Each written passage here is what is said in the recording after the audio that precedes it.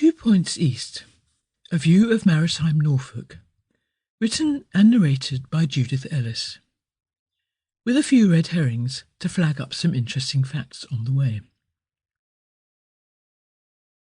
Introduction. If you stand on the cliffs at Cromer and look northwards, you are facing towards the Arctic.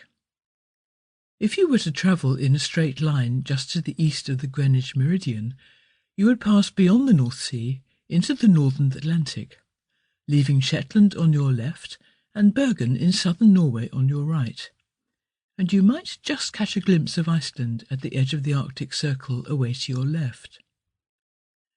To travel with a little more easting would bring you to the Netherlands, northern Germany and Denmark. Entering the water between Denmark and Norway, the Skagerrak, would bring you into the Baltic Sea, connecting you with Sweden, Eastern Europe and Russia.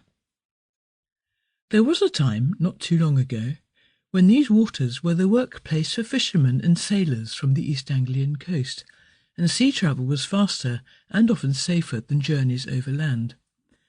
To these men, the sea was not a barrier, but a source of food and a means of transport. This is Britain's youngest coast.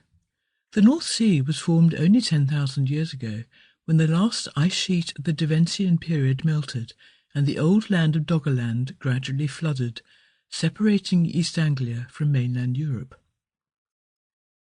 This eastern edge of Britain is an indeterminate, shifting place, retreating and advancing as sea levels rise and fall, and as storms and surges erode land away here and build up shingle and sand there, forever sculpting the margin between sea and land.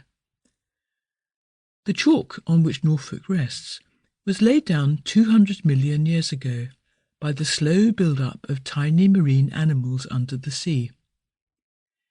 In the west of the county, the chalk is near the surface, but in the east it lies about 150 feet below. This chalk contains flint, which is the building material of the area.